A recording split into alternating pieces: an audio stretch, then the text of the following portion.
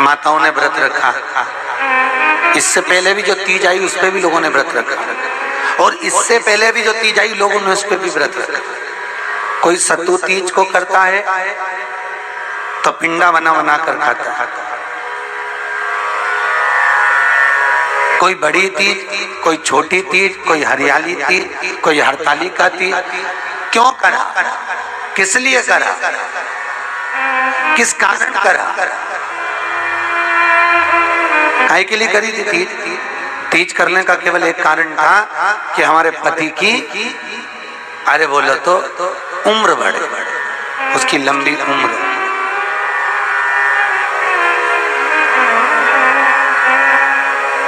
करवा चौथ का व्रत क्यों कर? अरे बोलते जाओ, जल्दी जल्दी बोलो। पति की लंबी उम्र। पर अगर सत्य माना जाए तो भूखे रहने से पति की उम्र नहीं बढ़ती, जितनी पति की उम्र मुख से मीठा बोलने से बढ़ती है।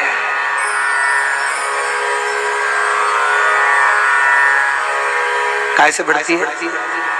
अरे बोले तो मीठा मीठा। भूखे रहने से पति की उम्र नहीं बढ़ेगी।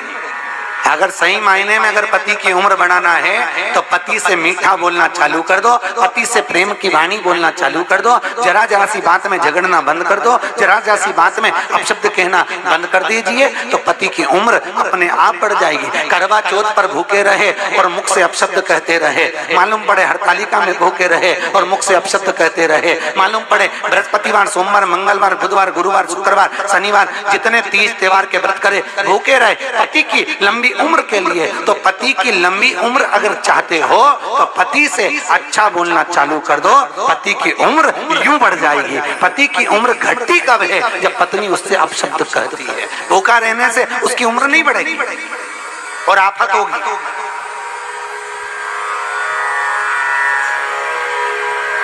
उम्र बढ़ाना है तो मिठास तक की वाणी को बोलना पड़ेगा, उम्र को बढ़ाने। और अगर उम्र की वाणी, आपकी जितनी मीठी वाणी होगी उतनी उम्र पति की बढ़ती चली जाएगी और बढ़ेगी।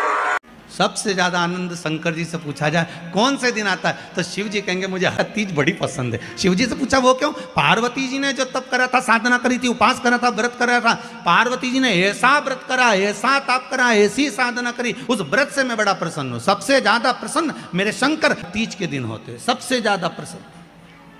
और माताओं से निवेदन रहा है, बार बार कहते हैं, आप अगर तीज का व्रत नहीं भी करते हो तो भी 5-6 वृक्ष की 7 वृक्ष की पत्तियों को तोड़कर तीज के दिन शंकर भगवान को समर्पित कर दो, शंकर जी उस व्रत को स्वीकार कर लेते हैं, इतने प्रसन्न हो जाते हैं मेरे दिल। शिव की प्रसन्नता है तीज का। थोड़ा ध्यान लगाकर सुनना। हरतालिका तीज शिव महापुराण की कथा ही नहीं, आप जो तीज करते हो, हरियाली करो चाहे सातुड़ी करो, उस तीज की महत्वता क्या है, इस हिंगोली की शिव महापुराण की कथा में अपने को समझना है कि उसकी मूल तत्वता, उसकी महत्वता है क्या, उसका महत्व क्या है।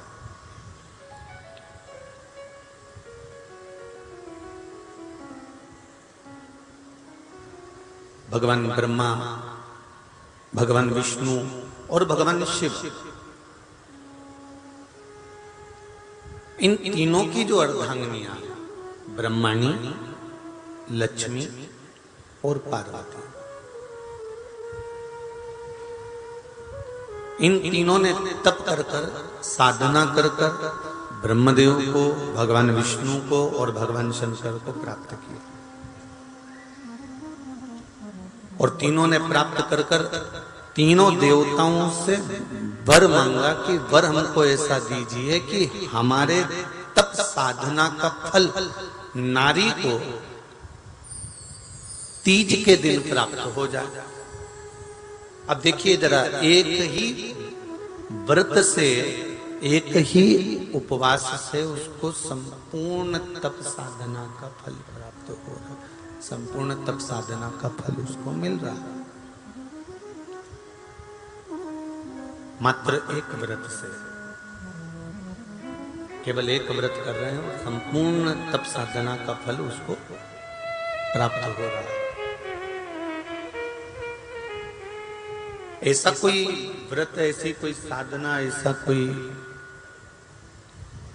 शंभो शरण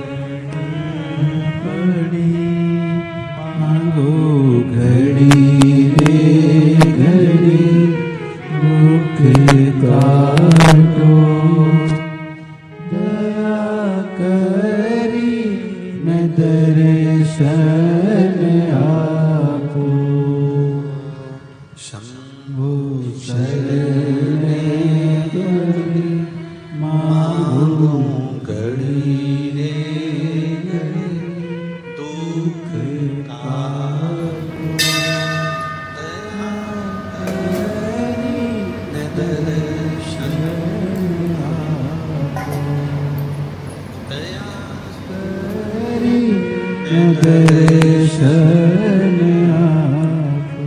तो ब्रह्माणी ने ब्रह्मदेव से मांगा, लक्ष्मी जी ने भगवान विष्णु से मांगा, पार्वती जी ने भगवान शिव से मांगा कि ऐसा वर दे दीजिए जिस वर से एक ही व्रत करने से संपूर्ण फल की प्राप्ति हो जाए, संपूर्ण फल मिल जाए। ऐसा एक व्रत का फल दे दीजिए, मात्र एक व्रत का। अब देखिए, हरियाली तीज करने वाली माताएं थोड़ा ध्यान से सुनना।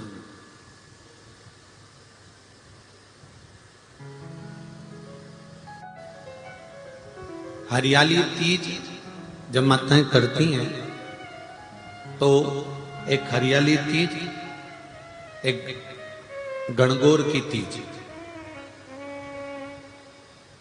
ये दो तीज के व्रत ऐसे होते हैं जिसमें जब माताएं करती हैं तो उस समय पर उमा, ब्रह्मणी और लक्ष्मी, इन तीनों की आराधना का फल उसको केवल एक व्रत से प्राप्त हो जाता। अब देखिए दूसरा सातुड़ी तीज।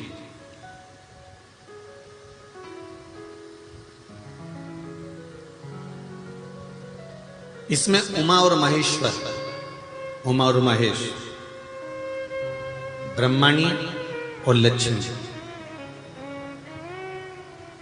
इन चार के व्रत तप का फल एक साथ सातुड़ी तीज के दिन प्राप्त हो जाता। अब एक आती है हरतालिका तीज। आप लोग करते हो हरतालिका? यहाँ लोग करते कि नहीं करते? करते हैं यहाँ पे हरतालिका? कौन कौन करता है? जरा हाथ उठाओ तो जरा। अरे सभी करते हो, रखो रखो, बहुत बढ़िया, बहुत अच्छी बात। एक आती है हरतालिका तीज। इस तीज का व्रत माता पार्वती बेल वृक्ष के आनंद के साथ में फुलेरा बनाकर करती है, और जिसमें इस हरतालिका में माता पार्वती जी के जितने जन्म पहले हुए हैं, माता पार्वती का जन्म तो 52वें नंबर का, 52 नंबर पे माता पार्वती का जन्म है। इससे पहले तो माता के 51 जन्म पहले हो चुके, 51 जन्म माता पार्वती का पहले हो चुके हैं। तो वो जितने जन्म माता पार्वती पूर्व में ले चुकी हैं, ब्रह्माणी जितनी बार ब्रह्मदेव के साथ में विराजमान हो चुकी हैं, इंद्राणी जितनी बार इंद्र के साथ विराजमान हो चुकी हैं, और लक्ष्मी चाहे वो राधा के रूप में हो, चाहे वो रुक्मिणी के रूप में हो, चाहे वो सतभामा के रूप में हो, चाहे वो यमुना के रूप में हो, चाहे वो गंगा के रूप में हो, जितनी बार माता लक्ष्मी ने रूप धारण करे हैं वो सब रूप में, और माता पार्वती अपने सारे रूप में, ब्रह्मणी अपने सारे रूप में, लक्ष्मी अपने सारे रूप में इस हड़तालिका तीज के व्रत को करने के लिए आतुर रहती हैं। और इस व्रत को कल कर कर एक दिन में ही संपूर्ण विश्व का जितना तप है, साधना है, उपवास है, सबका फल एक साथ एकत्रित कर लेती हैं केवल एक व्रत में, हड़तालिका तीज। अब एक बात ध्यान से सुनिएगा, सारे व्रत, आपका अगर स्वास्थ्य खराब हो गया तो आप व्रत छोड़ सकते हो। जितने भी व्रत आप लोग कर रहे हैं पूर्व के, सोमवार, मंगलवार, एकादशी, छठ, पंचमी, चतुर्थी, अगर आपका स्वास्थ्य खराब है तो आप उस व्रत को छोड़ सकते हो, सारे व्रत को छोड़ सकते हो। पर तीज का जो व्रत होता है, हरताली का जो व्रत होता है, ये व्रत एक बार लेने के बाद जब प्राण छूटते हैं तभी ये व्रत समाप्त होता है, अन्यथा बीच में ये व्रत समाप्त नहीं।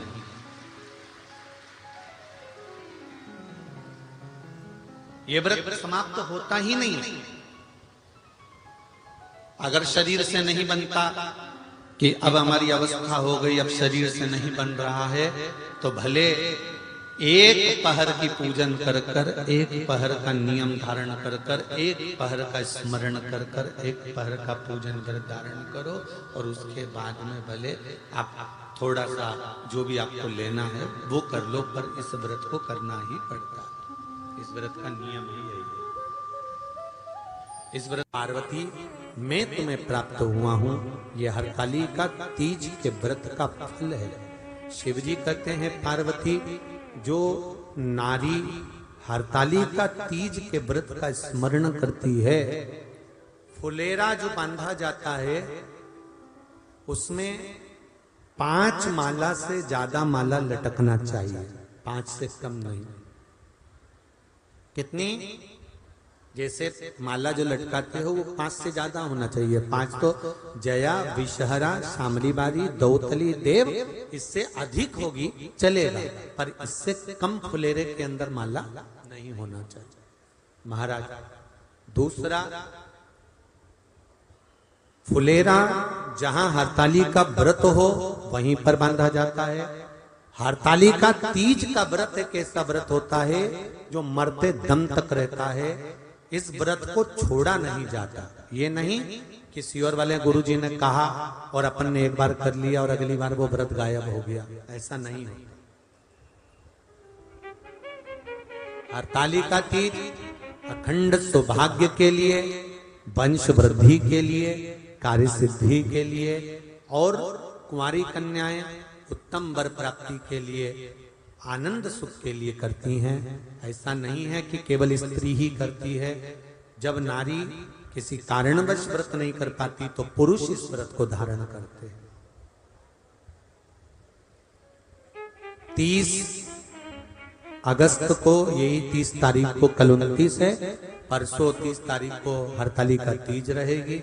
आप सब अपने हृदय से, मन से इस व्रत को कर कर अपने जीवन को सार्थक बनाइएगा।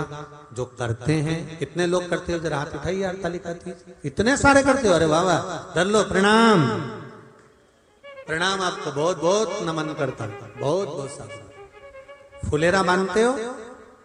नहीं, अब की बात बांधना।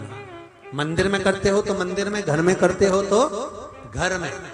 फुलेरा वंश की वृद्धि करता है, फुलेरा अखंड सौभाग्य देता है, फुलेरा मन की कामना को पूर्ण करता है। जो बेटियां जिनका विवाह नहीं हो रहा हो या बेटे जिनका विवाह नहीं हो रहा हो, वो 7 स्थान पर कहीं फुलेरा बंधा हो तो फोन लगाकर पूछना कहाँ बंधा है, वहां का दर्शन करने, एक फूल में हल्दी कुंकू लगाकर शिव जी को चढ़ाकर फिर वहां से जाना।